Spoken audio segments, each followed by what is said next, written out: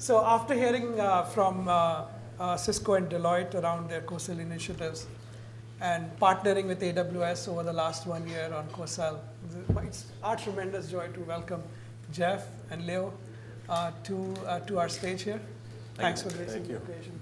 Why don't we start with you, Jeff? Give a sense of what your role is at AWS. Yeah, so Jeff Grimes, I run the AWS Global Startup Program, and so kind of the top startups that are partnered with AWS are managed by my team. So nice. Yeah.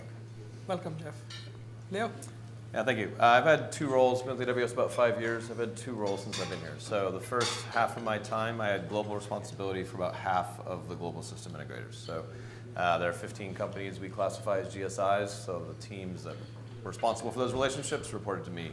The second role I've had, which is what I'm in now, is, for lack of a better term, focused on global strategic initiatives. What that really means is I look at anything I want, but really specifically large-scale disruptive opportunities to go do things differently. So we've got programs, we've got motions, and those are great. I look at things and opportunities where sort of the total addressable market relative to what our current growth trajectory may be very wide, and then I spend my time there.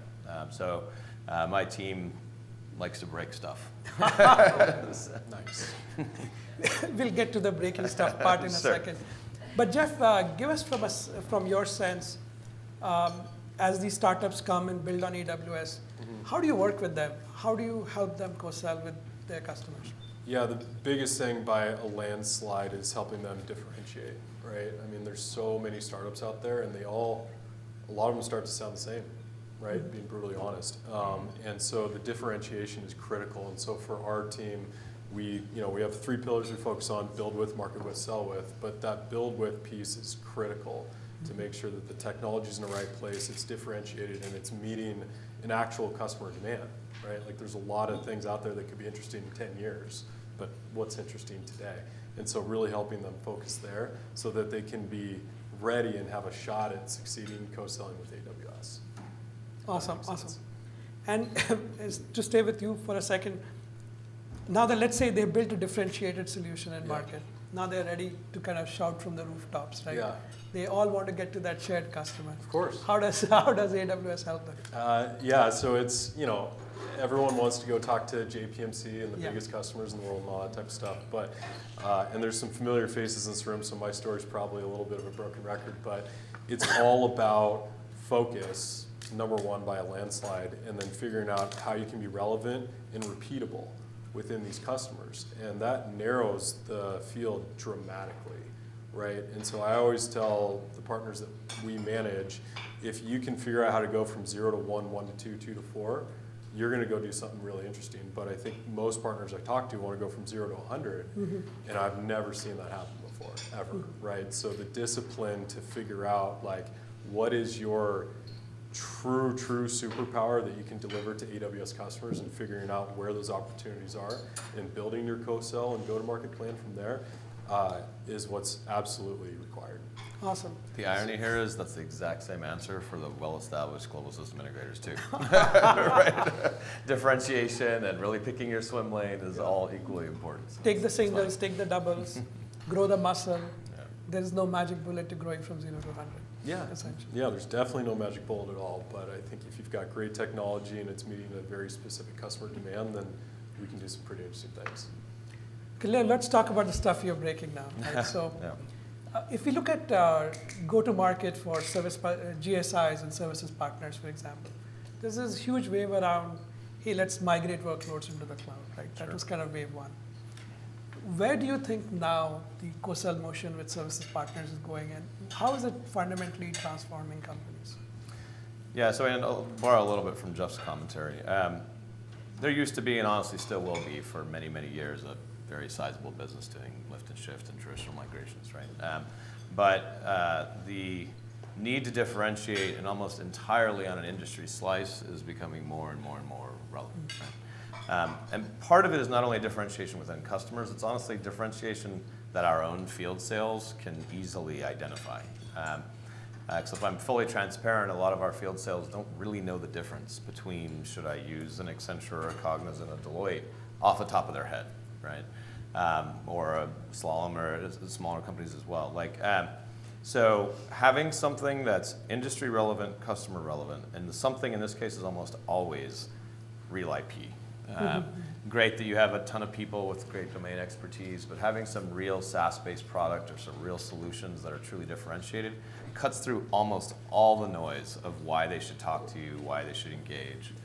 And so I'd say over the last 5 years or so, the inflection's been going on within the GSIs in particular of, yes, they have the P times Q body-based business, but also investing hundreds of millions of dollars in the development of IP.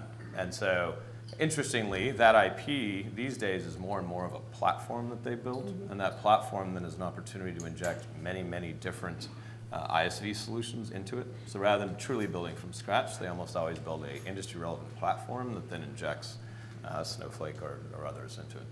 Massive. So this, the flywheel that we talk about, the co-innovation piece is the one that really stands out, differentiates, where people are building platform IP together. So they are literally productizing their services in a way, if you will. Yeah, they absolutely are. And the co-innovation point, we're pretty transparent, honestly. We have some level of domain expertise in various industries and sub-industries, but the reality is the SIs for hundreds of years have had deeper industry background than we do, right? We clearly have the technical expertise, but the co-innovation that we do often originates with the SIs, and they have a use case, an industry subsegment, a geography, a pivot in one way or another. They really believe there's a market opportunity, and we jointly work to build that with them, right? We invest pretty significantly in the co-development efforts with the SIs. And then they largely take it to market, although we certainly support them with solution architecture and advisory and that sort of thing. Awesome. A lot of people here are trying to grow their business with AWS, right? It's certainly a big source of, shared customers, for example. What is your advice to kind of grow that shared book of business, if you will? To acquire new customers? To acquire new customers. Yeah. Well, I think it goes back a little bit to what I said earlier, right? Being able to focus and then specifically articulate and document what does life look like before your solution is there and after.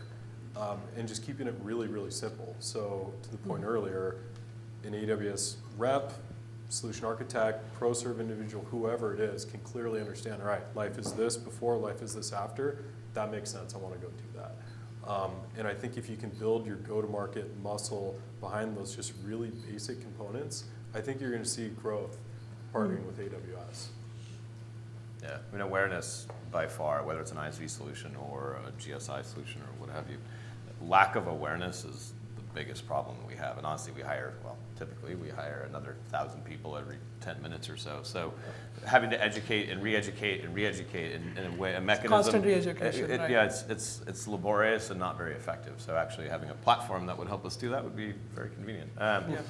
The other piece is, as much as we don't admit it, the AWS greenfield space is humongous, right? Not only, even enterprise is very big, but just in general. So greenfield, I mean, literally we do practically nothing, no consumption in those customers. And while we do have many, many customers, there are still many we don't have, right? And so figuring out mechanisms to go together in a greenfield scenario, at least by our vernacular, is certainly a way to get people's attention, right? If you take a biller or customer who's currently billing practically nothing and you turn into, honestly, it's not that big, $10,000 or so, like people will start to pay attention to, hey, where's this coming from? Who brought this to us? So another interesting angle would be to understand actually where we have no presence. And you'll definitely get some attention if you help us get there. And then, for most of the folks that I work with, acquisition of new customers isn't so much the play, right? For the largest global system integrators, it's about building a book of business with entrenched, long-term relationships. But even then, while we may have presence in all of those customers, the amount of spend and consumption that's going on today versus what the total addressable spend could be is still massive, right? So whether you're bringing a greenfield or you're bringing, honestly, just an opportunity, a different business unit, an existing customer, that's still also super interesting to us. And there's a ton of opportunities still. Leo, I want to talk a little bit about the macro environment out there. So we've seen some trepidation around it. What's your advice to partners approaching the new macro, and is this growth path still there? So hang on tight. So we talked about this a little bit before. I'd say both for ISVs, for SIs, and for cloud, we have something in common, which is during times of famine, customers are looking for mechanisms to optimize costs and ways to cut and optimize as much as they possibly can, and or drive top-line growth in areas that they've already invested in, right? Well, ISV solutions, consulting, and cloud are amazing ways to help them do that, right? On the other side of the spectrum, during times of feast, customers are looking for advice on how do they optimize around net new business opportunities, how do they drive net new growth, how do they drive top-line revenue, in which case, cloud, ISVs, and consultants are all good for that too, right? So there's going to be a storm. I think we're going to have to weather that storm, but I'm very confident just in the macro levers that occur that these customers are going to need all three of those categories for the rest of our lives, right? Mm-hmm. So I don't expect any significant, there's a blip. Personally, I think there's a blip, but I don't think it's going to be long run. Jeff, what's your advice for startups? I think that's fair. I think startups with truly differentiated tech are growing and they're thriving, and there's not a huge impact there, but I think it just reinforces the fact that you have to focus and you have to make sure that you're addressing the really specific need and problem and not inventing something, I guess, as we see a lot, right? And meeting that demand where it's at today. I know, to be fair, we are seeing sort of deferral of major capital expenses and things that are logical for end customers, but the work needs to be done still, right? None of that's changing. So I agree. If you differentiate, you'll probably be the ones they fund first. But a lot of money waiting there. Yeah, exactly. Absolutely. I'll ask one last question, and then I'll open it up to you guys to ask any questions. So think of your questions ahead. So Jeff, maybe I start with you. As you look at the trend of co-sell, it's really taken off, right? And as you see in the future, where do you see, from an AWS perspective, co-sell go? Both from metrics, but also from future practices that you're hoping these partners grow into? Well, I think it'll continue to be more and more important because I think, especially on the ISV side, every day there's a better understanding of the impact that ISVs have to our business. When I think even when I started 4 years ago, it was not clear. Not clear. Right? And getting a better idea of like how does that impact our customers, how does that impact everything downstream, et cetera, is just going to excel the efforts that we're doing with co-selling. But tools like WorkSpan are going to certainly help us understand all of the nuances involved in the entire equation. So I think a better idea of how ISVs impact the business, a better way to report on it is going to mean more emphasis as we move forward. Yeah. Awesome. Leo? Yeah, maybe tweak my answer a little bit because if you look at the overall business of AWS today and what the distribution is between direct and partner attached or partner led, we're nowhere close to the 90% that my Cisco colleague called up here from a partner perspective, right? There is universal acknowledgement that we need to pivot hard toward expanding the partner ecosystem and partner community.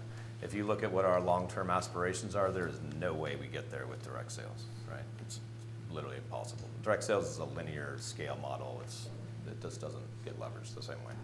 So if you believe that, which I know our leaders do, that we need to shift the business significantly toward partner and channel, we're not going to slow down direct. So what that means is we need to accelerate partner at orders of magnitude greater pace than we are direct.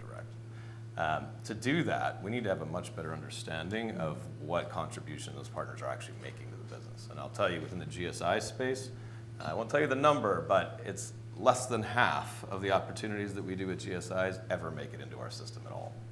Wow. So some are better than others, but the reality is, honestly, a lot of the partners don't need us. And actually, that's great, right? Please, go run without them. But we have virtually no understanding of the contribution they're making. And so when it comes back to, okay, we're going to invest hundreds of millions of dollars in a Cognizant or Deloitte or somebody, well, we need to actually understand what the real contribution is. And somebody else was commenting on, well, no one really believes the numbers, et cetera. We have actually multiple systems, lots of tools. We're very, very data-driven. Does anyone believe the data? Well, not necessarily, right? It's mostly directional. But if we're going to pivot to the point that I think we are over the next several years, we're going to need systems and platforms and automated mechanisms and processes for understanding the contribution partners are making. So part of the reason why I'm even sitting here now, right? I think it's going to be really important over the next few years. Thank you both. I want to open it up to the audience for questions, please.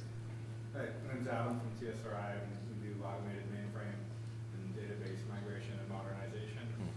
So I think maybe Jeff and Leo, you guys could answer from different angles. When we have like successful projects that go to AWS, or whether it's with ProServe or an SI, what kind of marketing mechanisms have you seen get the most traction? Whether it's like a Winwire case study that's posted to AWS, or just an opportunity that's gone from lead to working to closing in the ACE pipeline. I can take that real quick, and then I got to run, so Leo's going to have to take the rest of them. I do too, actually. Publicly referenceable case studies, for sure, right? Whether it turns into a blog or something else, publicly referenceable case studies by far. We do our internal Winwires, and those are great, but most of those are not publicly facing. And if we can find those publicly facing documents and figure out a way to repeat those, that's gold. But those are harder to come by, especially nowadays, right? So that's where you got to be focused. Whether you incentivize your sellers to put it in the contract to make it publicly facing, like whatever it takes. Yeah, I mean, Winwires, great, but they're sort of temporal, right? So you send one out and people read it and then they forget a week later, and then we go hire 10 more people, and then you kind of have to start over again. So figuring out how to take that one story and leverage it over and over and over again. I know it'll feel like a broken record, but you're probably hitting different audiences all the time, right? And so from a marketing perspective, again, everything we're doing these days is very much industry specific and industry relevant. So even if you have a horizontal capability and technology differentiation, still understanding how it fits within healthcare and insurance and capital markets and whatever, will help accentuate the story as to like why you're even telling it in the first place. So getting those stories out for sure, publicly referenced by far. Now we all know that's a much smaller percentage of the work that we do is publicly referenceable, but even if you've got it in your back pocket at every account meeting you have or account plan or teaming discussion you have, then great, like use those. Because the field definitely, they believe real world implementation, right, more than anything. We'll take one last question. Phil, go ahead. Really interesting. Thanks for taking the time. You talked about moving from the GSI to strategic initiatives. I'm just curious, like, is there anything you can talk about that you're seeing that is just the thing that you're excited about disrupting because you think there's just the same market opportunity? Yeah, I'll probably have to sign an NDA or something, but so yes. So I started with strategic initiatives within GSIs, and then Ruba was like, wait a minute, the things we're doing with GSIs, there's no reason that couldn't be applicable to an ISV, couldn't just, and not even the specific items, but the thought process, right, which is very Amazonian of, great that what we've been doing is working and great that we're growing, but what if we just took a step back and said, what is the addressable market in this space, and what if we did something completely disruptive to go after it, right? So I have about 5 or 6 of those things. I can't really talk about them. But I would say one area that you're going to see an announcement tomorrow on, so I can probably talk about that a little bit, is around infrastructure outsourcing. So today there are about 10 companies or so in the world that really manage and run the majority of the globe's infrastructure outsourcing. I wouldn't say that's necessarily a sexy and fun thing to talk about, but it's a massive opportunity. If you look at our business from an enterprise perspective, it's actually quite healthy, but it's quite healthy because workloads are bleeding off the edges of the work controlled by the managed service providers, right? The reality is they still have 5, 7, 10 years sometimes left on those contracts, and the core of the workloads that they control is not moving. It's not moving yet, at least.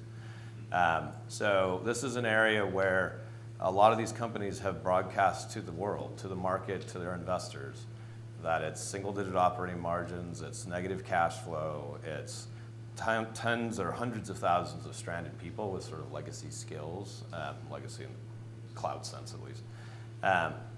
And they've said there's no real way out. Like they need to work their way towards a digital business, a data business, a security business, those sorts of things. So they're trying to do it on their own.